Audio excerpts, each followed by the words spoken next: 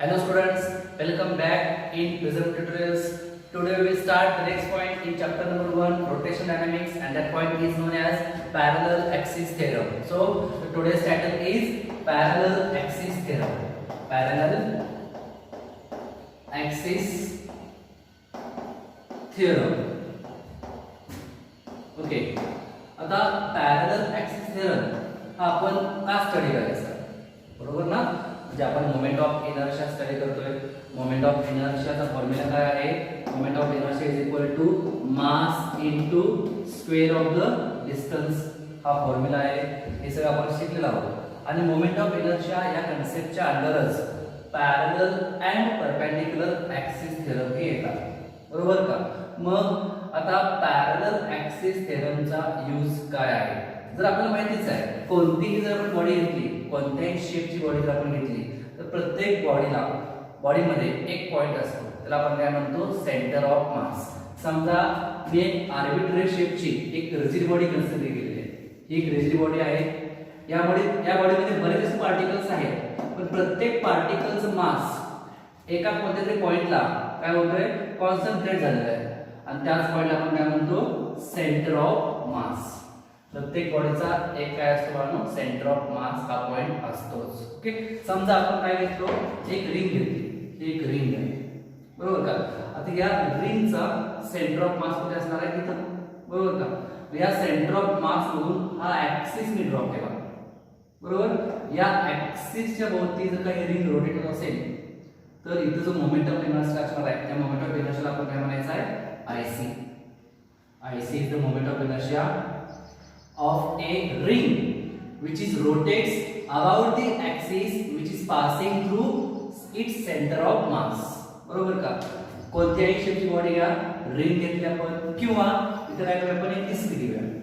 एक डिस्क, समजा एक डिस्क आहे.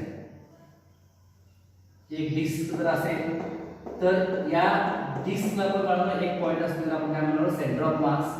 या सेंटर ऑफ मास मधून एक ऍक्सिस मी ड्रॉ केला, बरोबर का? या ऍक्सिसच्या भोवती ही डिस्क अशी रोटेट होते. मग इथे मोमेंट ऑफ इनर्शिया काय असणार आहे? आयसी, बरोबर ना? आयसी. बघा ऍक्सिस, इथे जो ऍक्सिस आहे तो कसा आहे? बॉडीच्या सेंटर ऑफ मास मधून पास केलेला ऍक्सिस आहे, आणि या ऍक्सिसच्या भोवती ही बॉडी अशी रोटेट होते, बरोबर? किंवा आणखी एक शेप घेऊ आपण. समजा एक सॉलिड स्फियर आहे. हा एक स्फियर आहे. स्फियर जसं की आपलं अर्थ एक स्फियर आहे, बरोबर का? या स्फियरचा पण सेंटर ऑफ मास असणार आहे. इथून जर का आपण एक ऍक्सिस ड्रॉ केला या सेंटर ऑफ मास मधून, बरोबर का? तर या ऍक्सिसच्या भोवती पण ही स्फियर काय होईल? हा स्फियर काय होईल? रोटेट होईल. मग इथं मोमेंट ऑफ इनर्शिया काय असणार आहे? IC. C C C C point means what? C point means centre of mass. आणि एखाद्या बॉडीच्या सेंटर ऑफ मास मधून जर आपण ऍक्सिस ड्रॉ केला आणि त्या ऍक्सिसच्या भोवती जर का बॉडी फिरत असेल, तर त्या बॉडीचा मोमेंट ऑफ इनर्शिया काय असणार आहे? आयसी, जो की माहिती आहे आपल्याला, जो की माहिती आहे. जसे की रिंगचा moment of inertia about the axis passing through centre of mass C is what? Is mr square. हा फॉर्म्युला आहे, where m is the mass of ring and r is the radius of that ring. Okay, जर का disk असेल, disk, तर डिस्कचा moment of inertia काय असणार आहे? About this axis काय असणार आहे? mr square upon 2. हा फॉर्म्युला आहे, माहिती आहे आपल्याला, स्टँडर्ड फॉर्म्युला. ओके, किंवा सॉलिड स्फियर जर असेल, स्फियर, तर इथं मोमेंट ऑफ इनर्शिया फॉर्म्युला काय आहे? 2/5 mr square. Okay, 2/5 mr square. हे काही मोमेंट ऑफ इनर्शियाचे फॉर्म्युलेज आहेत. पण हे जे फॉर्म्युलेज आहेत, इथं ती जी बॉडी आहे, ती बॉडी कशी रोटेट होते? About it's axis which is passing through its centre of मास. समजते काय? मग आपल्याला काय करायचं आहे? आपल्याला बॉडी रोटेट होते ज्या ऍक्सिसच्या भोवती, तो ऍक्सिस जर का सेंटर ऑफ मास मधून पास झाला नसेल, तर समजा काय करूया आपण? एक रिंग आहे, आणि ही रिंग या ऍक्सिसच्या भोवती रोटेट होते, बरोबर का? तर इथं मोमेंट ऑफ इनर्शिया जो असणार आहे, तो मोमेंट ऑफ इनर्शिया किती हे आपल्याला काढायचं आहे. समजतंय? प्रश्न समजला का? बघा, why we study parallel axis theorem. Parallel axis theorem, समजा एक बॉडी आहे, ही युनिफॉर्म बॉडी आहे, बरोबर का? आता इथं बघा, युनिफॉर्म बॉडी जर असेल तर इथं हा या पॉइंटला काय असणार आहे सेंटर ऑफ मास, इथं हा ऍक्सिस आहे, या ऍक्सिसच्या भोवती ही बॉडी अशी रोटेट होणार आहे, याचा मोमेंट ऑफ इनर्शिया काय असणार आहे आयसी, बरोबर ना आयसी. पण समजा ही बॉडी या ऍक्सिसच्या भोवती अशी रोटेट होत असेल तर इथं मोमेंट ऑफ इनर्शिया आयसी असणार आहे का, नाही आहे. मग या ऍक्सिसच्या भोवती जर का बॉडी रोटेट होत असेल तर इथला मोमेंट ऑफ इनर्शिया किती ते फाइंड आउट करण्यासाठी आपल्याला काय करावं लागेल, पॅरलल ऍक्सिस थेरमचा स्टडी करावा लागेल. किंवा मी आणखी दाखवतो एक्झाम्पल, माझ्याकडे एक डिस्क आहे बघा, हे एक डिस्क आहे बरोबर का. आता या डिस्कचा सेंटर ऑफ मास कुठे असणार आहे इथे, बरोबर ना. मग समजा हा माझा जो काय फोर फिंगर आहे, ही फिंगर म्हणजे काय असणार आहे ऍक्सिस, या ऍक्सिस भोवती ही डिस्क अशी फिरते, अशी रोटेट होणार आहे बरोबर का. म्हणजे हा ऍक्सिस कोणता असणार आहे, this axis is passing through its centre of mass, त्यामुळे इथं मोमेंट ऑफ इनर्शिया काय असणार आहे आयसी, जो माहिती आहे आपल्याला किती असणार मोमेंट ऑफ इनर्शिया डिस्क साठी mr²/2. पण समजा हीच डिस्क या ऍक्सिसच्या भोवती अशी रोटेट होते, या ऍक्सिसच्या भोवती अशी रोटेट होत असेल तर इथं मोमेंट ऑफ इनर्शिया किती असणार आहे, इथला मोमेंट ऑफ इनर्शिया माहिती आहे आपल्याला सेंटर ऑफ मास मधला. ओके, पण ऍट एनी पॉइंट इथून आपण जर ऍक्सिस ड्रॉ केला आणि या ऍक्सिसच्या भोवती अशी बॉडी फिरत असेल तर इथं मोमेंट ऑफ इनर्शिया किती ते फाइंड आउट करण्यासाठी आपल्याला काय करायचं आहे, पॅरलल ऍक्सिस थेरमचा स्टडी करायचा आहे. समजतंय. ओके, समजा एक युनिफॉर्म मेटॅलिक रॉड असेल, मेटॅलिक रॉड बरोबर का. आता युनिफॉर्म मेटॅलिक रॉड असेल तर इथं काय असणार आहे सेंटर ऑफ मास, या सेंटर ऑफ मास मधून मी जर का ऍक्सिस ड्रॉ केला आणि या ऍक्सिसच्या भोवती जर का हा रॉड फिरत असेल तर इथं मोमेंट ऑफ इनर्शिया काय असणार आहे आयसी. फॉर्म्युला काय आहे, IC is equal to ml²/12, where m is the mass of rod, n is the length of rod. हा जरा आयसीचा फॉर्म्युला आपल्याला माहिती आहे आपल्याला. पण समजा हाच रॉड या ऍक्सिसच्या भोवती जर का रोटेट करत असेल तर या ऍक्सिसच्या भोवती हा रॉड असा गोल गोल फिरतो. ओके, ऍक्सिसची पोझिशन बदलली, मोमेंट ऑफ इनर्शिया पण काय होणार आहे बदलणार आहे. मग या ऍक्सिसच्या भोवती मोमेंट ऑफ इनर्शिया काय असणार आहे ते जर का आपल्याला फाइंड आउट करायचं असेल तर आपल्याला काय करावं लागेल, पॅरलल ऍक्सिस थेरमचा स्टडी करावा लागेल. समजतंय. पॅरलल ऍक्सिस थेरमचा काय यूज आहे, याचा काय स्टेटमेंट आहे ते पण आता बघायचं आपल्याला. ओके, पण स्टडी करायला सुरुवातीला पॅरलल ऍक्सिस थेरम काय आहे. ओके, तर बघा आपण काय करूया, पॅरलल ऍक्सिस थेरम मध्ये एक रिजिड बॉडी, एक आर्बिट्ररी शेपची रिजिड बॉडी आपण कन्सिडर करायची आहे. Okay, consider a rigid body, this is the rigid body. Consider a rigid body having mass capital M, having mass capital M. Okay, C is the center of mass of the body. C काय आहे, एक point आहे ज्या पॉइंटला आपण काय म्हणतो आहोत सेंटर ऑफ मास. म्हणजे या बॉडीमध्ये जेवढे पार्टिकल्स आहेत प्रत्येक पार्टिकलचं इंडिव्हिज्युअल मास हे या पॉइंटला काय होतंय कॉन्सन्ट्रेट होतंय, त्यामुळे या पॉइंटला आपण काय म्हणणार आहोत centre of mass. Okay, centre of मास. मग या सेंटर ऑफ मास मधून मी हा ऍक्सिस ड्रॉ केला. ओके, हा मी ऍक्सिस ड्रॉ केलाय त्या सेंटर ऑफ मास मधून. आणि समजा ही बॉडी या ऍक्सिसच्या भोवती जर का रोटेट होत असेल, या ऍक्सिसच्या भोवती जर का रोटेट होत असेल तर इथे मोमेंट ऑफ इनर्शिया काय असणार आहे, मोमेंट ऑफ इनर्शिया असणार आहे IC. IC is the moment of inertia.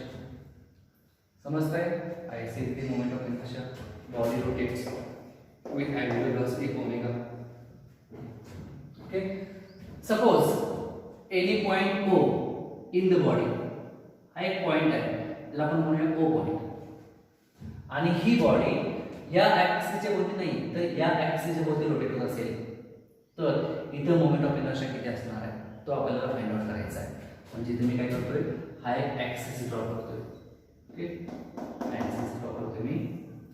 या ऍक्सिसच्या भोवती जर काही बॉडी रोटेट होत असेल तर इथे मोमेंट ऑफ इनर्शिया काय असणार आहे आय ओ, आणि तो किती आहे हे माहिती नाही आपल्याला, क्वेश्चन मार्क. आय ओ काढायचा आहे. आय सी माहिती आहे, रिंग असेल, हा आर्बिट्ररी शेप आहे ना. समजा ही बॉडी रिंग असेल तर mr², डिस्क असेल तर mr²/2, स्फिअर असेल तर 2/5 mr², रॉड असेल तर ml²/12. आयसी माहिती आहे आपल्याला, प्रत्येक बॉडीचा, प्रत्येक शेप ऑफ बॉडीचा आयसी माहिती आहे, आयओ माहिती नाही आहे. मग आयओ कसा काढायचा त्यासाठी parallel axis theorem. Okay, suppose h is the distance between two parallel axes. h काय आहे, डिस्टन्स आहे, दोन पॅरलल ऍक्सिस मधलं डिस्टन्स. समजते का? हा ऍक्सिस आयसी, हा ऍक्सिस काय असणार आहे, आयओ. या ऍक्सिसचं नाव देऊ आपण. काय नाव द्यायचं आहे तर बघा नोट्स मध्ये काय दिलं नाव, MOP. हा ऍक्सिसचं नाव दिलेलं आहे MOP ऍक्सिस. Okay, MOP. आणि दुसरा ऍक्सिस कोणता असणार आहे, हा त्याला नाव दिलेलं आहे बघा ACB. ओके, ACB, AC आणि B, ACB axis. ACB axis is the axis of rotation which is passing through its center of mass, and MOP is the axis of rotation which is passing through a point, any point O of the body. Okay, any point O of the body. या any point O मधून axis draw केलेला आहे, हा centre of मास मधून axis draw केलेला आहे. दोन्ही axis एकमेकाला कसे पॅरलल आहेत, दोन्ही ऍक्सिस मधला डिस्टन्स काय असणार आहे, h. समजतंय? सुरुवातीला काय करूया आपण काय करायचं आहे, या ACB या ऍक्सिसच्या भोवती बॉडी रोटेट होते. मोमेंट ऑफ इनर्शिया किती, आयसी कडे. Okay, IC. पण सुरुवातीला काय करायचं आहे, डायरेक्टली आपण आयसी काढायचं नाही आहे, या बॉडीचा आयसी काढायचा नाही. ओके, आपण काय करूया, आपण एक पार्टिकल कन्सिडर करूया. या बॉडीमध्ये एक पार्टिकल मी काय कन्सिडर करतो, पी. पार्टिकल काय कन्सिडर करतो मी, पी. हा एक पी पार्टिकल आहे. या पार्टिकलचं मला काय करायचं आहे, पी म्हणून किंवा डी म्हणून. हा एक डी पार्टिकल आहे, डी पार्टिकल. या डी पार्टिकलचं मास काय म्हणूया आपण, डीएम. स्मॉल मास त्याला आपण काय म्हणूया, डीएम मास. पार्टिकलचं मास काय आहे, डीएम. जेव्हा ही बॉडी रोटेट होते या ऍक्सिसच्या भोवती, तेव्हा हा पार्टिकल पण काय होणार आहे, रोटेट होणार आहे. बरोबर का? मग पहिल्यांदा आपण काय करायचं आहे, एका सिंगल पार्टिकलचा मोमेंट ऑफ इनर्शिया काढूया. पहिल्यांदा आपण काय करायचं आहे, या बॉडीमध्ये असणाऱ्या एका पार्टिकलचा मोमेंट ऑफ इनर्शिया काढायचा आहे. नंतर आपण त्याचं इंटिग्रेशन घेतलो, सगळ्या पार्टिकलचा मोमेंट ऑफ इनर्शिया म्हणजेच काय असणार आहे, बॉडीचा मोमेंट ऑफ इनर्शिया. समजतंय?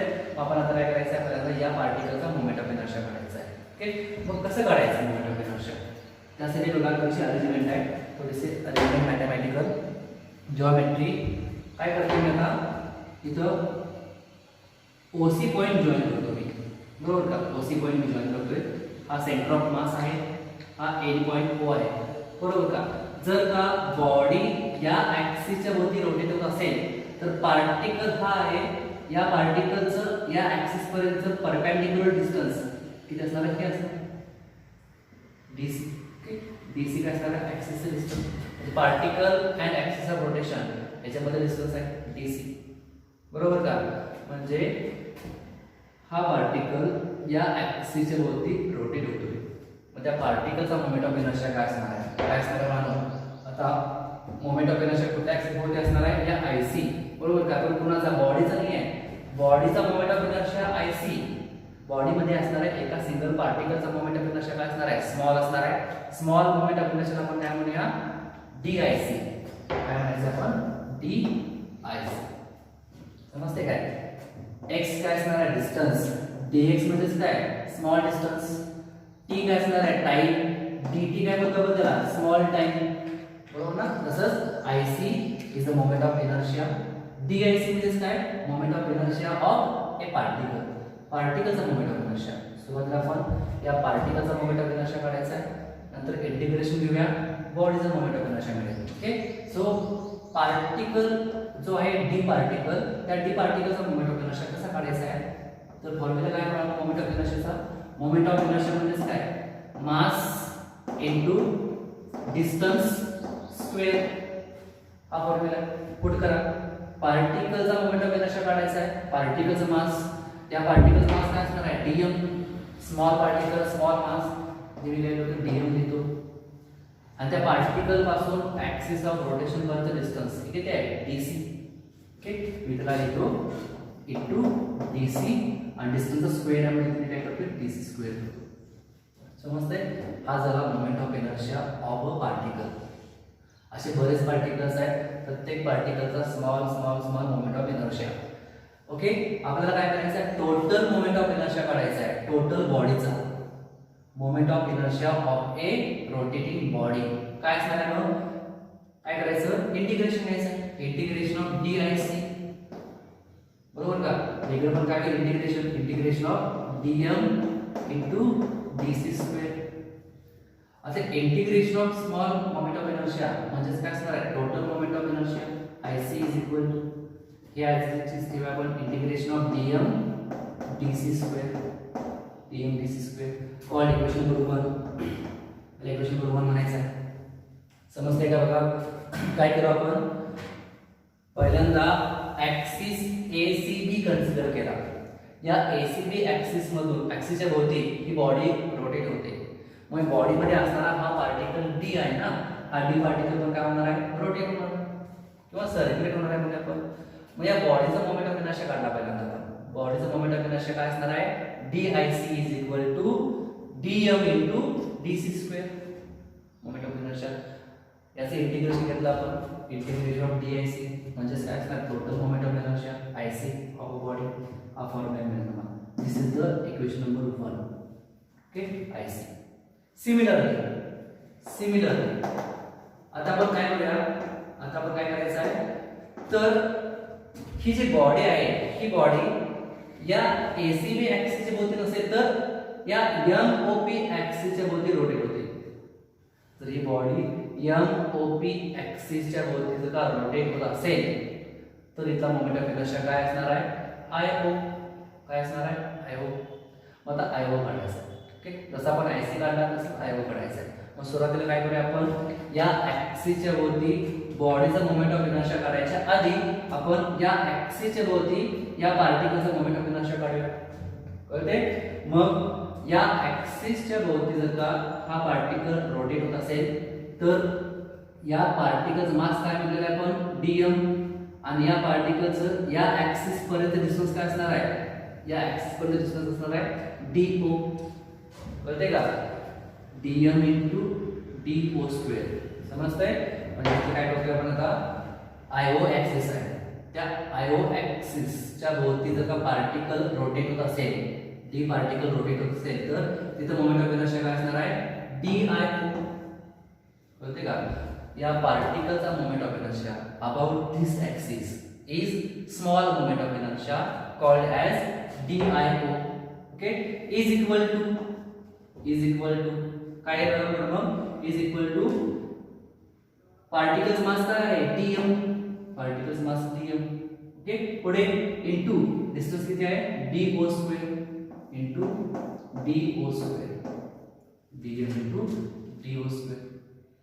समजतंय?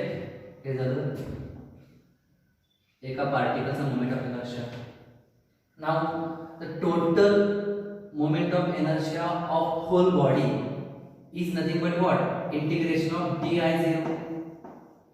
याचं इंटिग्रेशन घेतलं तर काय मिळेल तुम्हाला? टोटल IO मिळेल. इकडे पण काय होणार? Integration of dm do square. Okay, integration of DIO म्हणजे काय असणार आहे? Total moment of inertia IO is equal to integration of dm do square, dm do square. Okay, इथे पण समजलेलं आहे. इक्वेशन नंबर 1, इक्वेशन नंबर 2 म्हणूया आपण. Equation number 2. ओके, इक्वेशन 1 आणि इक्वेशन 2. ओके, आता थोडीशी जॉमेट्री पण इथे ऍड करते बघा. या पॉइंट D मधून मी एक परपेंडिक्युलर ड्रॉ करतोय. हा एक परपेंडिक्युलर आणि ही OC जी लेंथ आहे OC ही मी पुढे एक्सटेंड करतोय अशी एक्सटेंड. मग इथे राईट अँगल ट्रायंगल मिळतो. याला मी नाव देतोय. याला काय नाव देतोय आपण? EN.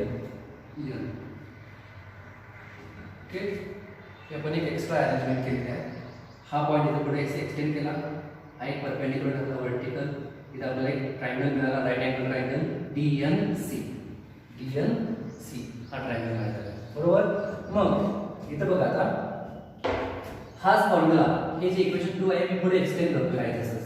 Integration as it is, dm as it is. Okay, me do square च्या ठिकाणी काय करतोय बघा आता आता हा जो डी आहे हा डी पॉइंट बघा, हा D point D O square हा राईट अँगल ट्रायंगल आहे डी एन ओ, यामध्ये हा D O square Pythagoras theorem काय असणार आहे, डी ओ स्क्वेअर म्हणजे काय असणार आहे D N square plus N O square, कळते का, डी ओ स्क्वेअर म्हणजे D N square plus N O square, इथे पुट करतो मी डी ओ स्क्वेअरच्या ठिकाणी काय करतोय D N square plus N O square, DM as it is, DM as it is, okay समजतंय. पुढे जाऊया, पुढे काय करायचं आता integration as it is, DM as it is, okay. आता इथे बघा, इथं आता काय असणार आहे N O, okay N O, N O म्हणजे काय असणार आहे N C plus C O, कळते का, हे एन ओ ना, एन ओ म्हणजे काय N C plus C O. इथे पुट करा, इथं काय करूया आपण रेक्टँगुलर ब्रॅकेट मध्ये D N square as it is, D N square as it is plus plus N O म्हणजे काय असणार आहे बाळांनो, एन ओ म्हणजे असणार आहे N C plus C O आणि याचा bracket square as it is, bracket square, okay. आता हा ब्रॅकेट सॉल्व्ह करा, a plus B bracket square म्हणजे काय असणार आहे a square plus 2ab plus b square. Similarly आपण हा ब्रॅकेट सॉल्व्ह करूया आता nc प्लस co स्क्वेअर म्हणजे काय असणार आहे nc square plus 2ncco plus co square. समजतंय, करा सॉल्व्ह मग. काय integration of dm, okay, in rectangular bracket dn square as it is, dn square as it is plus plus bracket solve करायचा आहे काय nc square plus 2ncco plus co square plus co square. समजतंय, okay. पुढे आता बघा परत geometry dn square plus nc square, dn square plus nc square म्हणजे काय असणार आहे dc square, Pythagoras theorem, dc square म्हणजे काय असणार आहे dn square plus nc square ना. इथे काय करायचं आहे, जिथे कुठे dn square plus nc square आहे तिथे मी काय करतोय dc स्क्वेअर. समजतंय, geometry dn square plus nc square means dc square. मी ते दोघा लिहिते परत, ओके. काय io इज इक्वल टू काय येणार बघा integration as it is dm हे आतमध्ये मल्टिप्लाय करायचं बघा, हे dn square plus nc square म्हणजे काय dc स्क्वेअर ना, इथे मी लिहितोय dc square, okay. dm square dm into dn square plus nc square म्हणजे काय असणार आहे dc square, dm dc square झालं प्लस हे dm इथे पण आतमध्ये मल्टिप्लाय होणार आहे, हे dm इथे पण मल्टिप्लाय होणार आहे म्हणजे काय येणार आहे बघा प्लस प्लस येणार आहे इथं 2nc co dm, okay, plus plus co square dm, co square dm, okay. समजतंय का बघा काय केलेलं आहे MOP आणि MAOSP नाव ना, कळते का. dm ना आतमध्ये मल्टिप्लाय केलेला आहे, हे dn square plus nc square म्हणजे काय लिहिलं आहे म्हणजे dc स्क्वेअर, बाकी dm इथे पण मल्टिप्लाय, dm इथे पण मल्टिप्लाय, हे आपल्याला मिळालं इक्वेशन, ओके. आता फ्रॉम इक्वेशन 1 इक्वेशन 1 जर तुम्ही बघितला तर integration of dm dc square, integration of dm dc square म्हणजे काय असणार आहे ic पुट करा मग io इज इक्वल टू इथे काय करा ic plus plus as it is, okay. 2 constant आहे आतमध्ये, ऍक्च्युअली इंटिग्रेशन पण आतमध्ये मल्टिप्लाय करायचं ना, फक्त dm नाही इंटिग्रेशन पण आतमध्ये मल्टिप्लाय करायचं आहे, त्यामुळे काय होईल इंटिग्रेशन dm आतमध्ये मल्टिप्लाय झालं, इथे पण काय होईल इथे पण होईल इंटिग्रेशन dm आतमध्ये मल्टिप्लाय, इथे पण काय होणार आहे इंटिग्रेशन dm आतमध्ये मल्टिप्लाय, हे इंटिग्रेशन, ओके. आता 2 बाहेर घेतलं आपण CO म्हणजेच काय, CO म्हणजेच काय H, हे पण कॉन्स्टंट आहे बघा. CO ची ठिकाणी काय करतो मी H, CO म्हणजेच काय H आहे, distance between two parallel axis. H मी काय करतो इंटिग्रेशन ची बाहेर घेतो H. Okay, integration as it is, NC as it is, DM as it is. Okay, पुढं प्लस CO. CO म्हणजेच काय, CO म्हणजे H, CO चा स्क्वेअर म्हणजे काय असणार आहे H square integration of DM, integration of DM. समजतंय ही स्टेप कशी आली. आता इथं ही जी टर्म आहे ही टर्म प्रॉब्लेम क्रिएट करते. ही टर्म आपल्याला नको आहे, याला आपल्याला निग्लेक्ट करायचं आहे किंवा इग्नोर करायचं आहे. ओके, काय करायचं आहे बघा. आता ही काय टर्म आहे जरा समजून घेऊया आपण. ही टर्म काय आहे. ओके, म्हणजे इथं आपण काय म्हणूया की जे ना integration of DM into NC ना. हेच मी कसं लिहितोय, दॅट इज DM म्हणजे काय मास into NC काय आहे. NC काय, NC इज द डिस्टन्स कुठलं, distance from the axis of rotation which is passing through center of mass. Distance from center of mass, NC काय आहे, distance from center of mass. Okay, distance, mass into distance. Okay, आता लक्ष ठेवा इथं distance into mass म्हणजेच काय असतं बाळांनो, मोमेंट ऑफ मास. कळतंय. डिस्टन्स इनटू फोर्स म्हणजेच काय असणार आहे, moment of force. Distance into momentum म्हणजेच काय असणार आहे, moment of momentum. Same distance into mass म्हणजेच काय असणार आहे, मोमेंट ऑफ मास. मग इंटिग्रेशन ऑफ मोमेंट ऑफ मास बघा, डिस्टन्स इनटू मास म्हणजेच काय, मोमेंट ऑफ मास. आणि इंटिग्रेशन म्हणजेच काय, सम. याला आपण असं म्हणूया sum of moment of mass from the कुठून बघा centre of mass, from the centre of mass is 0. किती असतं बघा, 0. किती असतं 0. म्हणजे इंटिग्रेशन DM NC काय असणार आहे, 0 असणार आहे. लक्षात येते का बघा. ओके, म्हणजे NC हे जे डिस्टन्स आहे, हे डिस्टन्स कुठं काय मिळालं, this is the distance from centre of mass. Similar distance इथे पण असणार आहे, इथे पण असणार आहे, इथे पण असणार आहे, इथे पण असणार आहे, बरोबर का. डिस्टन्स काहीतरी आहे कुठून आहे ते मिळालं, सेंटर ऑफ मास असतो. त्यामुळे net moment, total moment of मास किती असणार आहे, 0 असणार आहे. कुठे, सेंटर ऑफ मासला. समजते का. आपल्याला माहिती आहे ना की समजा एक बॉडी असेल, या बॉडीवरती इकडे पण 10 न्यूटन फोर्स, इकडे पण 10 न्यूटन फोर्स जर अप्लाय केला आपण, तर नेट मोमेंट ऑफ फोर्स इथे किती असणार आहे, 0. टोटल फोर्स काय असणार आहे, 0 ना, acting on this body. Similar thing आहे इथे पण, distance from centre of mass is always equal to 0. Summation of distance from the center of mass is always equal to 0. म्हणजे इथं इंटिग्रेशन DM NC आहे ना, इंटिग्रेशन ऑफ DM NC हे काय असणार आहे, 0 येणार आहे. ओके, पुट करेल 0. मग इक्वेशन काय आहे बघा, IC as it is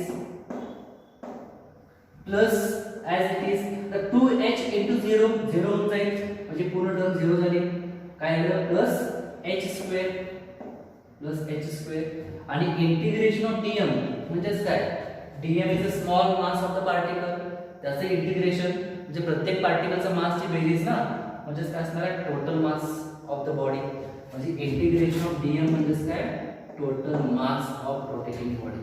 ठीक, h स्क्वेअर दॅट इज इथं IO ना, IO that is IO is equal to काय येणार आहे तर IC plus MH square. And this is the parallel axis theorem, mathematical form of parallel axis theorem. कसा बनला बघा. Okay, parallel axis theorem. त्यासाठी आपण सुरुवातीला काय केलेलं आहे, एक रिजिड बॉडी कन्सिडर केली ज्याच्यामध्ये सी काय आहे, सेंटर ऑफ मास. या सेंटर ऑफ मास मधून हा ऍक्सिस ACB आपण ड्रॉ केला. ओके, आणि या ऍक्सिसच्या भोवती जर का बॉडी रोटेट होत असेल तर त्या बॉडीचा मोमेंट ऑफ इनर्शिया काय असणार आहे, IC. तो किती आला, IC आला बरोबर किती, इंटिग्रेशन ऑफ dm/dc². इक्वेशन बरोबर म्हटलं आपण. सिमिलरली आपण काय केलो, हा ऍक्सिस ड्रॉ करा ऍट एनी पॉइंट O, आणि या ऍक्सिसच्या भोवती जर का बॉडी रोटेट होत असेल तर या बॉडीचा मोमेंट ऑफ इनर्शिया किती, IO. तो आपण IO काढला, तो IO इतका आलेला आहे. IO कसा आला आहे बाळांनो, IO is equal to IC plus mh². या काही मॅथमॅटिकल स्टेप्स आहेत, त्या खूप महत्त्वाच्या आहेत, ते लक्षात ठेवा. सोपे आहेत, फक्त लक्षात काय ठेवायचं, याच्यामध्ये ही टर्म 0 होते.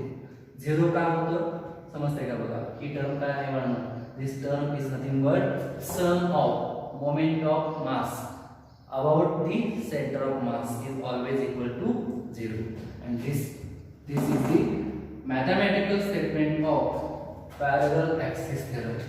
आता हेच मॅथमॅटिकल स्टेटमेंट आपण काय करायचं आहे, इन सेंटेन्स लिहायचं आहे, इन सेंटेन्स लिहायचं आहे. ओके, मी समोर लिहितो हे बोर्डवर सुद्धा तुम्ही, आणि हे स्टेटमेंट मॅथमॅटिकली आहे, हे आपण इन सेंटेन्स कसं तयार करायचं तर असं बघूया आपण. ओके, सो बघा पॅरलल ऍक्सिस थेरम काय असणार आहे, parallel axis theorem.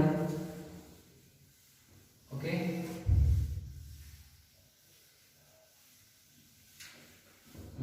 Mathematical formula काय आलेला आहे पॅरलल ऍक्सिस थेरमचा, IO is equal to IC plus mh². Okay, हा फॉर्म्युला आहे. आता हे रीड कसं करायचं इंडिव्हिज्युअली, पहिल्यांदा बघूया आपण IO कसा रीड करायचा. ओके, आता IO ला काय म्हणायचं आपण, IO ला कसं म्हणू शकतो बघा, I काय आहे, मोमेंट ऑफ इनर्शिया, बरोबर का. काय लिहायचं आहे, IO म्हणजे moment of inertia of A rotating body about the axis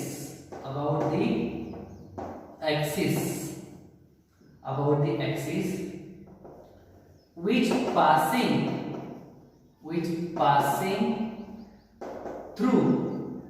passing through any point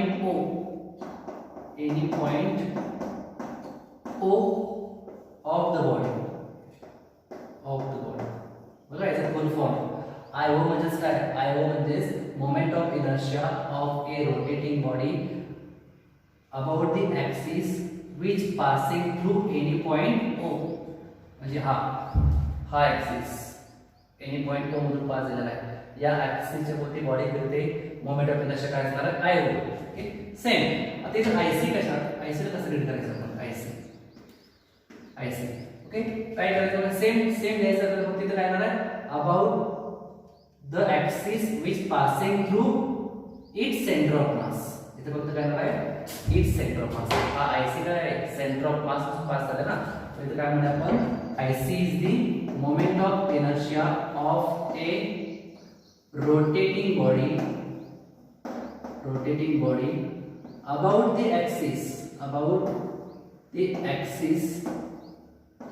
which is passing through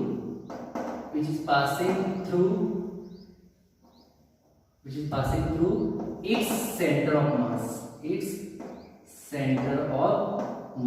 हे असं लिहिलं करायचं, सेंटर ऑफ मास. समजतंय, सेंटर ऑफ मास. नेक्स्ट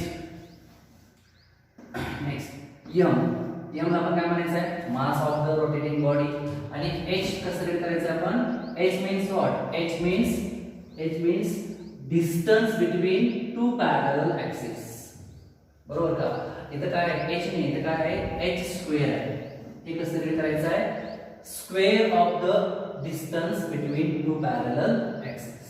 आणि ही टर्म टोटल टर्म कशी रीड करणार तुम्ही, mh² म्हणजे दोघांचा प्रोडक्ट आहे ना, गुणाकार, म्हणजे product of mass and square of the distance between two parallel axis of a rotating body.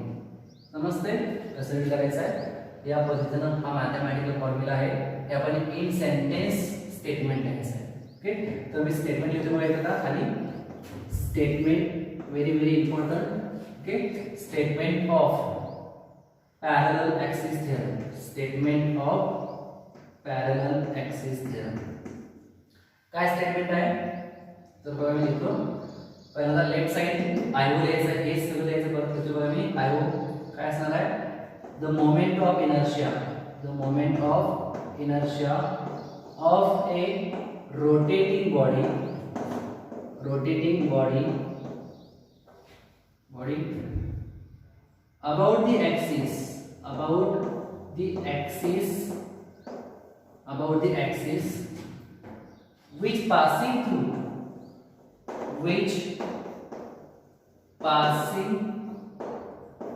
through any point O, any point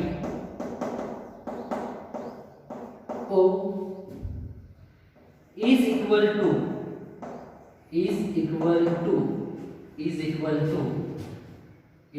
sum of addition, sum of moment of inertia is equal to sum of moment of inertia, sum of moment of inertia of a body about the axis, about the axis which passing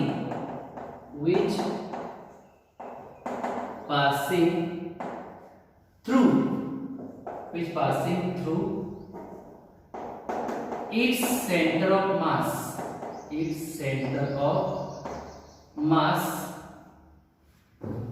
and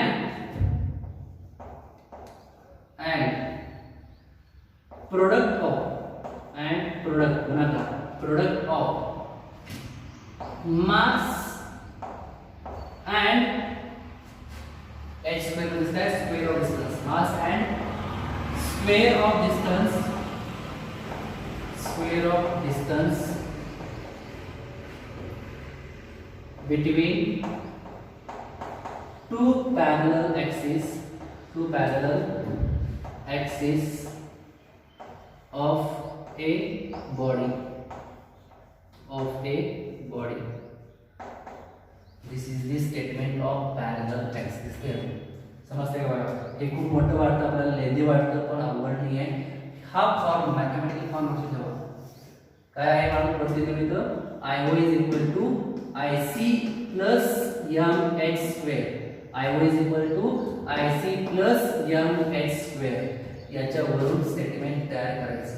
काय, moment of inertia of a rotating body about the axis which is passing through any point O is equal to sum of moment of inertia of a rotating body about the axis passing through its center of mass and product of mass of rotating body and square of the distance between two parallel axes.